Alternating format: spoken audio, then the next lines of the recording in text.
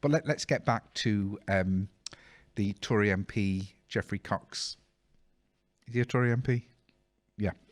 He's in the news at the moment because he's got a second job that's brought him quite a lot of money in, and Labour are looking for an investigation into him because they don't think it's right that MPs have second jobs. I know this is very close to your heart, Graham, because you've always got a lot to say about public figures.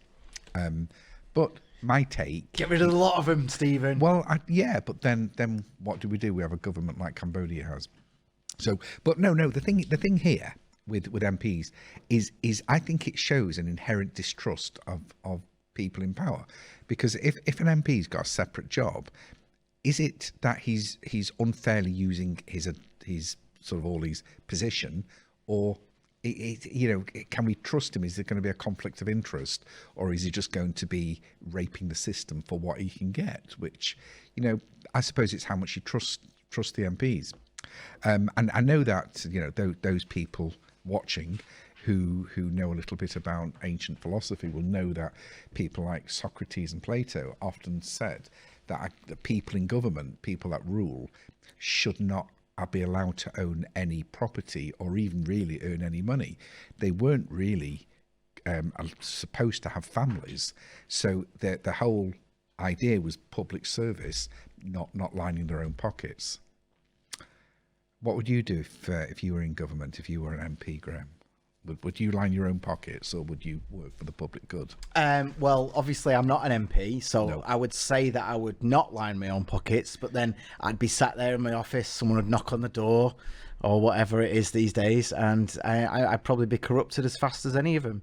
Yeah. So you do believe they're corrupt? Yeah, all of them as well, not just the Tories or Labour. They're all completely corrupt. No, it's ridiculous. Yeah. I mean, even that one Green MP, she's constantly advocating for just absolute authoritarian takeover of the entire country, and it's like just to Well, maybe there's something in it. I'd like what, authoritarianism. Yeah, as long as as long as it's under my rule. I just like to dominate the world and rule. I'd be a benevolent ruler, but but maybe poor old Geoffrey. Maybe he's just not earning enough money. I mean, what's he on? 89,000 a year as a politician. Yeah, it's something in that. But area, by the time they've taken tax out, that's a considerable cut. Maybe he just can't manage. Maybe he needs some sort of side hustle. But we're going to talk about side hustles soon and businesses but I agree, Stephen. I think all MPs should have a humongous pay rise. Yeah. Way above what the nurses are getting. Well, I was going to say that you could cut nurses' wages. Yeah. And help them. They're already on universal credit, so they'll get more anyway. What's the big deal? They'll just get a higher thing. Yeah, I want to say it's shocking, but I don't know if it is, because there was that other guy as well, Adam. Oh, I can't say the name. I'm so sorry, Adam. Adam Afrayi, and he's in the papers as well. I know I've jumped a few stories, but I think it relates if we're already talking about politicians. And he's a Tory MP, and he's in sort of tax dispute with HMRC, where HMRC are apparently have put a stat demand in order to bankrupt him for unpaid tax. I mean, what is the point of being a Tory MP if you have to pay tax or you can't find a way out of it? But what interests me is you read these things in the press and you just don't know how much you can take things seriously, because there's a few holes in this. I mean, I looked up, Adam's been saying he owes some tax from his past, which is implying that he's got some sort of shady past.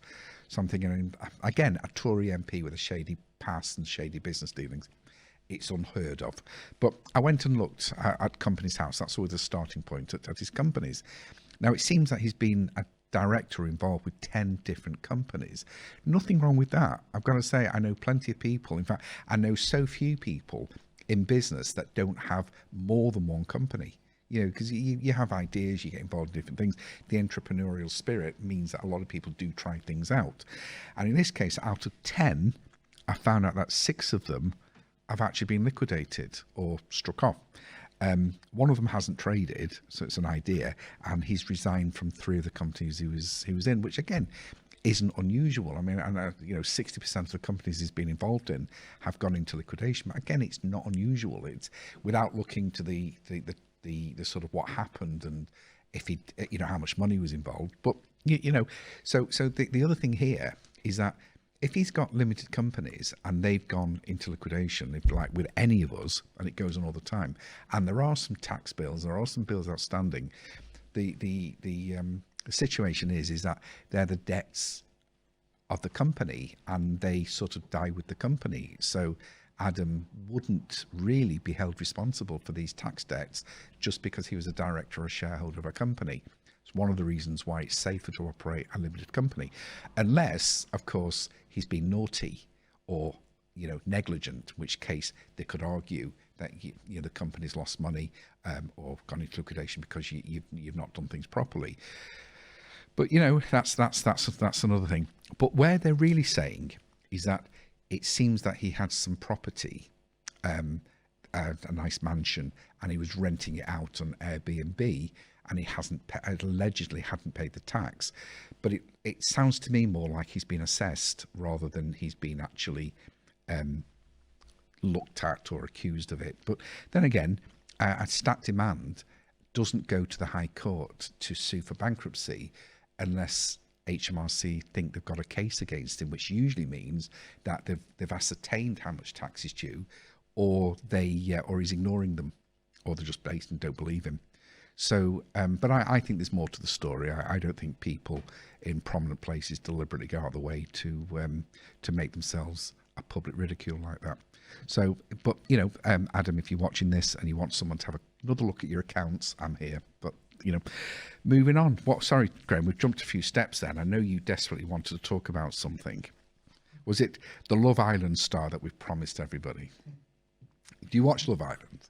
I do not watch Love Island. No. I don't. I just want to put boobs on the thumbnail, Stephen. You know me. Well, I've had a lot of stick about that, and really, our people that put these posters up, what they've done is they put our poster up. I don't know if you saw it on LinkedIn. And usually what we do is every week we say what the topics we're going to talk about and do a demonstration of the picture. Like if we're going to talk about shoes or a shoe business, they might have a picture of a shoe on it to make the whole thing look very arty. And in this case, they didn't show me the picture that was going out beforehand, and they've put a girl in a swimsuit, in a bikini all over the place. And I've been getting people thinking, well, it's a nice picture, but you're supposed to be a respectable accountant running a very respectable firm of accountants, and do we want boobs all over the place? And I said, a lot of accountants do go for this sort of thing, but in private. So I absolutely agree with them. So that was a bit of an embarrassing situation for me. Graham. Yeah. I want you to take, you printed it out and put it in the bathroom. I want you to take it down. You shouldn't have pictures like that in the bathroom. That's the staff bathroom, though. Yeah, but it's only you that uses it, because after you've been in it, it's toxic. Oh, excuse me. I'm not excusing you. No, do you know what, right? But anyway, I respect the elderly, so I'm not going to respond to that. Thank you. Thank you for watching. I hope you enjoyed that. If you want to carry on watching, we've got loads of videos all around us. But if you have more real world issues and you something you'd like to talk about, do feel free to contact me. Just go to my website, stephenenglander.co.uk, fill in the form, tell me what it is roughly you want to talk about, and I'll be in touch. Thank you.